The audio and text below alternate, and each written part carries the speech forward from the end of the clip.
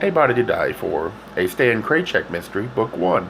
Author Grant Michaels, publisher Stonewall Inn Press, narrator Eric Ost. Chapter 10. A Sweet Little Nest Somewhere in the West. Saturday morning I was up early to check out of the hotel. The same manager from last night was still at the desk, and he was also still full of nervous energy and eagerness.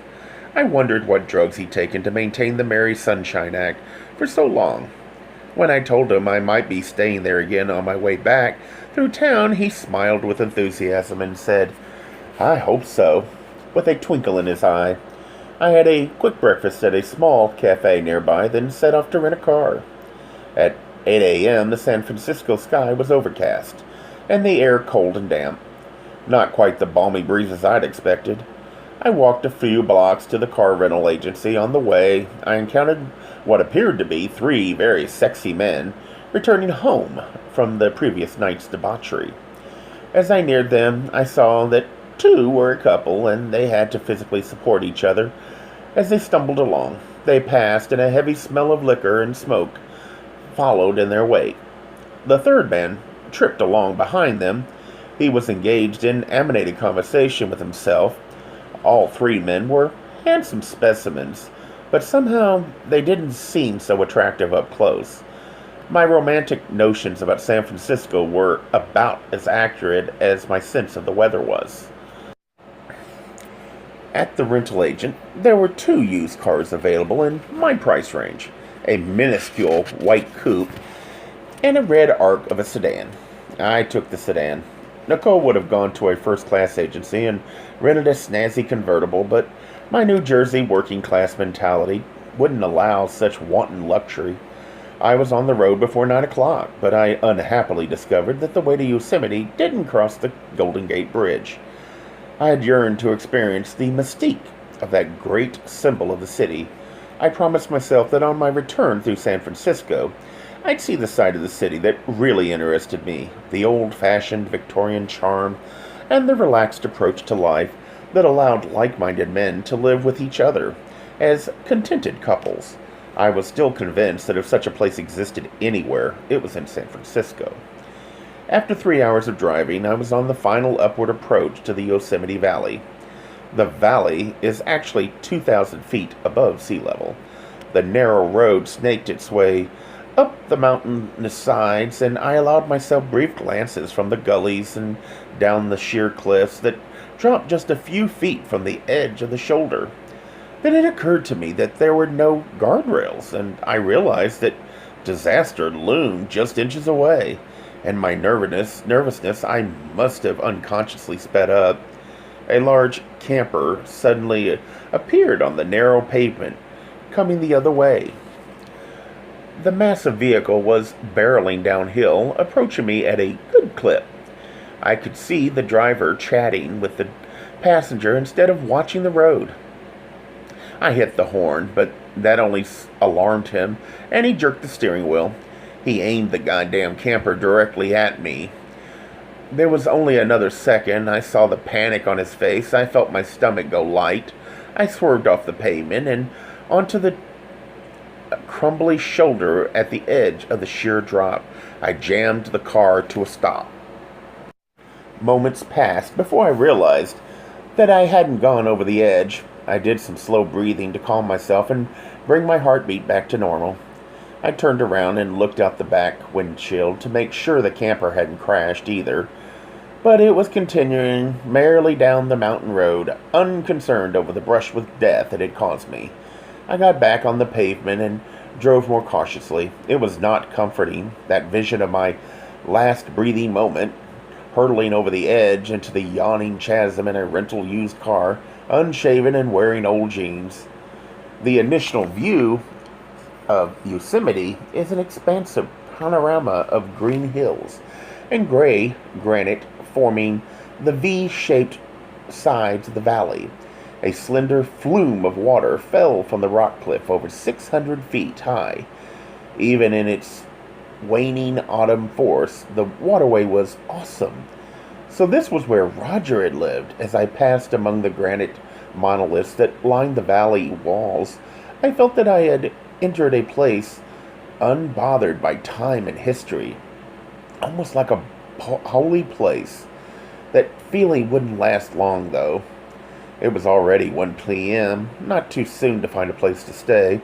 I tried the main lodge first, but with no luck. Just as well, I thought, since the place was busy with noisy tourists, even off-season. I headed toward the campsite on the east side of the valley. There, I got a tiny cabin to myself. It was real quiet, which I took as another good omen. Once inside, I changed from my driving jeans to pleated black chinos. Since I'd be nosing around and asking questions, I wanted to look respectable. Then came the question, where do I start? For someone like me, that was obvious. The first stop was the local hairdresser. In a small town, that would be a good source for gossip and information about the town residents, and probably about the tourists too. I'd also be more comfortable starting out my search among my own kind, my personal network. There was a place just outside the village, a humble little shop that reminded me of the businesses wrought into by certain enterprising women out of their suburban garages.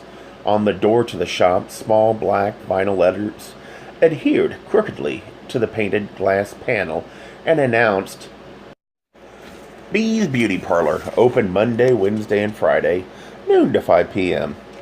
It was 1:30 on Saturday, so much for that ideal. Then I remembered the big hotel and figured that might also be a fertile source of small-town gossip. I got directions and found myself driving along a private road that led out from the back of the village center. The entrance to the hotel grounds was marked by a gigantic wrought iron arch set on 2 great stone pillars rising from either side of the road. Split logs were arranged in a crescent on the black iron to spell out the name, Alone. I'm sure the sign was intended to evoke the spirit of the Native American, but once inside I found the soul of the Olone Hotel was All-American Wasp. I was glad I'd changed my clothes too, since guests staying at the Olone did not tour in denim. I was going to have to be a straight Stan. For a while, I avoided the desk clerk and went directly to the cocktail lounge. At 2 in the afternoon, it was already full of wealthy white people, sitting around drinking, laughing, and smoking. A clean-cut piano player amused himself with witty show tunes. I sat at the bar. One of the 2 bartenders saw me and she hustled over. "What can I get you?" she snapped. She had long, naturally wavy blonde hair, not much like a Native American, I thought, but she seemed feisty and interesting, maybe even cooperative. "Beefy up with a twist," I said curtly. She winked and turned together the makings for my cocktail. Then, like the best bartender, she prepared the drink directly in front of me. She didn't shake or stir the gin. She just swirled it in a lot of ice, then strained it gently into a chilled martini glass. Finally, she twisted the lemon peel over the glass so the icy gin caught the mist of tangy citrus oil. I took a sip, nodded my approval, then asked, "Is there a hair salon in the hotel?" "There's a guy named Leonard, but I doubt he's for you." "Why not?" She removed the setup from my drink, then she cocked her head. "He talks a lot." "It's okay. Just the kind I'm looking for," I thought. She rinsed the utensils she'd used for my cocktail. "Most guys don't like 'em." I shrugged. "I'm different from most guys." "Are you?" she asked, and I wondered if she alluded to something else. "Where can I find him?" "His shop is on the mezzanine, and he lives here in the hotel in one of the penthouse suites." "Must be nice." "Hey, she said as she towed some wet glasses, "you don't look like you need your hair cut." I ran my hand through my coppery hair, which had been barbered recently. "I guess I don't." "You're on honeymoon or something?" Did she mean it? "Actually," I said seriously, "I'm here to find out about my friend, Roger Fairburk. Maybe you know him. He was a park ranger up here." The perkiness suddenly left her face. "Sure, I know Roger. Why? Is something wrong?" "Well, How was I going to tell her? You're talking about him like he's gone already. Is he okay? I'm sorry to say, no. She blanched. What happened? He was killed in Boston. She turned away abruptly and began washing glasses noisily in the sink under the bar. After a few minutes she returned, and I saw that her eyes were wet with tears. I knew something happened to him, she said, with all those cops around his place. Her voice was shaky now. Anything you can tell me might help. There's nothing much to tell. He wasn't the same ever since that big slide about a month ago. Slide? We got rock slides up here almost every year, but this one bothered him a lot. He said there was something funny about the way the rocks fell. Was there? Who knows? He thought so. Then he gets into his head to go to Boston. She hung wine glass in an overhead rack. How did you know him? College buddies, I lied. Was he gay then too? I guess so. So she knew? She stopped working and faced me directly. Were you two lovers? No. That I could have answered otherwise. I made a move to pay for my drink, but she said, It's on the house. Thanks, I said, and left her a tip worth twice the drink. She leaned real close and spoke low. You a cop? I shook my head. Then she hushed her voice even more. Detective? Kind of. Roger was killed, huh? I nodded. She said, You know who did it? I nodded again with more conviction. I think so. Are you going to get him? Absolutely. Good, she whispered. I left the lounge and strolled through the lobby. Then I jogged up the stairs to the mezzanine. I crossed a balcony that overlooked the main lobby, and beyond that, the tall windows that opened onto the hotel grounds. Out the balcony's end was a door with an engraved brass plate. Mr. Leonard, by appointment only. I pressed a turquoise button mounted in a silver frame on the woodwork. In a moment the door flew open and revealed a tall, fleshy man with a head full of red hair styled in poor imitation of the vibrant mane of the young Lucille Ball. He wore a flouncy caftan of purple and white raw silk. In the seconds that passed, I sensed him sizing me up just as I was doing to him. He sniffed haughtily and spoke with an inhospitable voice. Can I help you? I'd like to see Mr. Leonard. Do you have an appointment? I just want to talk with him. You are talking to him. Hello, I said, and extended my hand, which he ignored. I'm a friend of Roger Fairbrook. The man's eyes bugged out, and he said, I'm with a client now. No problem. I'll just wait here till you're free. That might be inconvenient. I've got time. Inconvenient for me. He slammed the door in my face. I was learning a lot about West Coast hospitality. I figured he'd have to come out sooner or later, so I planted myself on a padded bench outside his door and watched the foot traffic in the main lobby. 20 minutes later, a middle-aged man emerged from the door.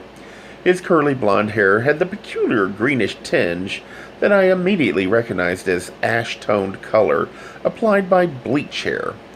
Any skilled colorist knows to use neutral tones after bleaching. Within moments, Mr. Leonard's head slunk out from the partially open door. Are you still here? I just want a few moments of your precious time. Oh, all right. Come in. I'm bored anyway. I got up and went inside. The afternoon sun shone through 2 wall-sized windows in the waiting room. A huge woven grass water jug rested on a hand-loomed rug. Expensive and well-chosen artifacts were placed about the room. The guy sure knew how to spend the money conspicuously. He reclined on a chaise lounge and smoked a pungent black cigarette. I half expected him to hiss like a serpent that had just devoured its monthly meal, but instead he said, What I want to know. Then he created a cloud of smoke around himself before finishing. Is how you found me. I told you I'm a friend of Roger's. Yes, you did tell me, but it's strange. I never met you before. I'm from Boston. He accidentally swallowed some smoke from his cigarette and tried to subdue a cough. He finally croaked. I see. I came out here to find out why Roger was back east. Since you're his friend, I should think you already know that. I didn't have a chance to find out before the, accident. Mr. Leonard sat up suddenly and nervously stamped out his cigarette in the earthen ashtray, but he failed to extinguish it completely, and a pathetic wisp of smoke rose from the corpse. Nicole would have cringed. What happened to Roger was no accident, he exclaimed. You know about it then? I can read, and I've talked to the police here. They claim that our dear Roger was in Boston on a drug run for crack and heroin, which is utter nonsense. How do you know? He stood up, went to a mirror, and fussed with his hair. If you know Roger at all, you know that he was obsessed with two things, health and conservation. He examined a non-existent blemish on his sagging jowls. There is no way in the world he was involved with drugs. Maybe he was a police decoy? Mr. Leonard turned to me dramatically and lit another cigarette. I thought of Bette Davis. He said, I should think your East Coast intellectual types could devise easier ways to break a drug syndicate than to import park rangers from Yosemite. Then why do you think Roger went east? Darlin', he said. The words, so charming on Nicky's lips, were smarmy on his. I know why. He stared and said, You know, darlin', you're a horrid liar. You don't know Roger from my anal pore. But you're bold, and that's certainly to my liking. I'm going to wager a little bargain with you. Here it comes, I thought. I'll tell you why Roger went to New England if you tell me why you're here. A bargain with this guy spelled trouble, but I'd come this far and there was no turning back. Okay, I said, I told you already, and I'll tell you again. I knew Roger was in Boston, but we didn't get a chance to get together before he died, so I never knew why he'd gone there. But I think if I can find that out, I may also find exactly what happened to him. Nothing was turning up in Boston, so I thought I might find some answers out here. It's as simple as that. My, a night yet lives, he said, and clucked his tongue. Well, it's true that Roger Dearest had a penchant for red-haired men, and yours is natural, which gives you the advantage over me. He never would look at me the way I wanted him to, and you're quite attractive in a strange sort of way. Thanks, I think. Yes, your eyes and your smile. Mr. Leonard paused and evaluated my beautiful derriere, and that part of you would certainly have appealed to him. I imagine you and Roger had a great time together. Imagine is all I got to do. I seriously doubt that, but whatever. You can doubt all you want, but now it's your turn to talk. You tell me why he went east. Mr. Leonard took a huge drag on his cigarette. Then, as he let the smoke drift slowly from his mouth, he inhaled some of it back through the nose. He was such a cliche that I wished I could take a holograph of him back to Nicole. Maybe she'd appreciate me more. Darling, he said, Roger was a rock climber, one of those crazed people who clamber up and down cliffs, exercising their adrenal glands. That explained the climber's chalk the police had found in his bag at Calvin's place, the one mentioned in the reports I'd read in Branco's office. Mr. Leonard went on. The only drug Dearest Roger was addicted to was his own goddamn lily pure adrenaline. So why did he go east? Darling, I'm getting to that. He puffed nervously now, barely taking the smoke into his lungs, but creating a huge cloud around him. Roger wanted to climb some mountain or other back there, something called the Old Mountain Man. Old Man, oh, the mountain. It's in New Hampshire. Yes, that one. That's why he was back east. He'd seen a picture of the mountain and wanted to climb it. Just like your story. Very simple. If I could sing, Mr. Leonard would have heard an Ana de Sabato. That's how much I believe that little yarn, I said. You know where his place is? Mr. Leonard nodded. I'd like to look around there myself, I said. He got up and walked to the window and gazed out wistfully. The police have already gone through everything, and then some. All of poor Roger's carefully guarded secret life was thrown into the blazing light of the law. He tried to look out, but he sounded gleeful. I said, just tell me where it is. Of course, darling. He turned to face me. But I must exact a small favor from you. I smirked. We just finished a round of that game. Face it, he said smugly. I have what you want. I could see that this guy was going to wield his petty power to the limit. All right, I said, one more time. Now what? You are to join me for dinner this evening in my penthouse. I don't dine with strangers, but I am so seldom titillated here in the wilderness. I'm sure you get plenty of opportunity in a place like this. Yes, but there's an edge about you that I like. I thought a moment, then said, Okay, you tell me where Roger lives. If it's the truth, I'll have lunch with you in the hotel dining room tomorrow. He smashed out his second cigarette. You are a hard man. Just tell me where he lives. Lived, darling, lived. He is dead. We are alive. I wanted to smash his flabby, bottle-bronzed face. I moved toward him, clenched my left fist, and yelled, Just tell me, damn you. It was macho travesty, but it worked. Relief appeared on Mr. Leonard's face, as though he'd been awaiting the threat of violence. He answered quietly, It's a small cabin near Mirror Lake.